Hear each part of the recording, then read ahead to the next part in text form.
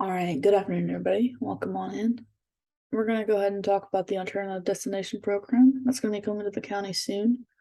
We hope to get a whole lot of utilization from this program. So our population that we're targeting for this program is those who utilize the emergency department on a pretty regular basis, as well as those who utilize it for conditions or issues that are inappropriate for the emergency department and that could be seen in a much more appropriate facility. Biggest goal here is that we're going to reduce the strain on the emergency department. This is going to be their staff, their resources, and hopefully lower their wait time as well. This is going to be done by transporting these individuals to a more appropriate destination. So another benefit here for the community is it's going to lower costs. So we're keeping them out of the ER, and we're also going to go ahead and keep them out of a medical bill as well. Instead of receiving a bill for allergies, a cold, medication refill, they can receive a doctor's visit bill or an urgent care bill instead.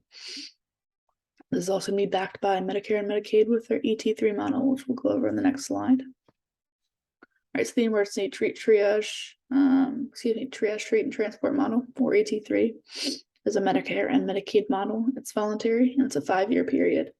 So what this does is it actually reimburse for alternative destinations.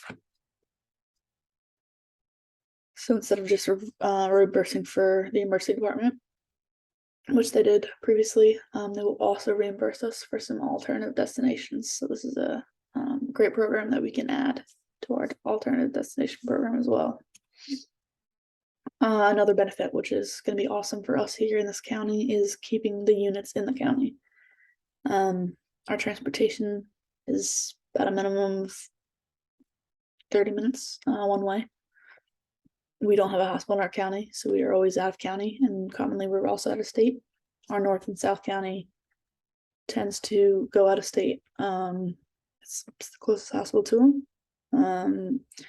So rather than constantly being out of county and out of state, we can go ahead and keep units in the county as we have doctor's offices and urgent cares in the county.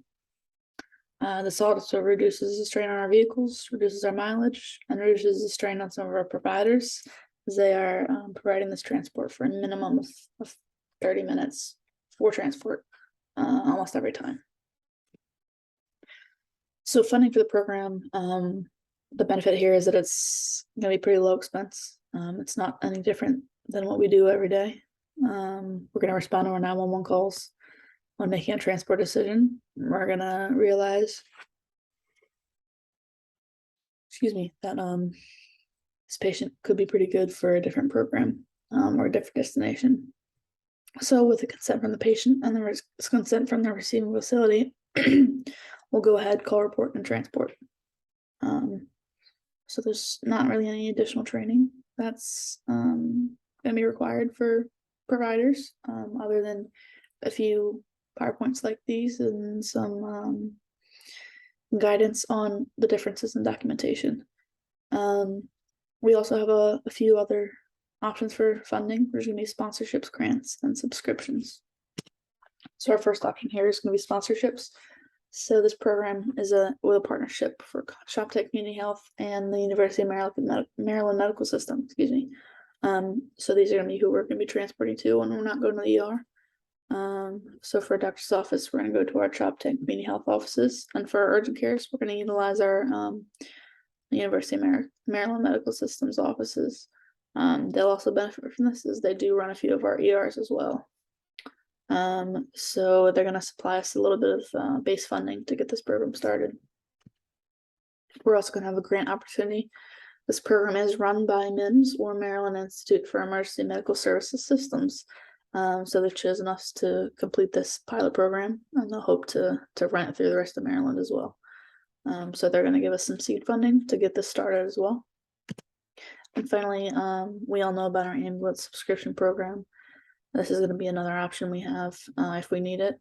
So, we charge about $45 annually for a 2-family household, $75 for a 3 or more family household. So, they pay this annual fee, and they don't pay for any other transport from us. So we retain this money. We usually use it for updating our equipment, but we'll have it if we need it as well for this program. So with our first goal, the outcome that we're expecting for the school is that we're gonna get a reduction of ER utilization by about 25%. Data is still pending for this. Our other goal, lowering cost, we're hoping for a reduction of about 15%, and we are still waiting for a bit of data on this as well. And finally, our outcome for keeping units in the county, we're proposing about an average of 60-minute reduction in our transport times. Once again, we're still waiting on some data here. These are just some references for our Medicare and Medicaid AT3 model. That's the end of our program for me.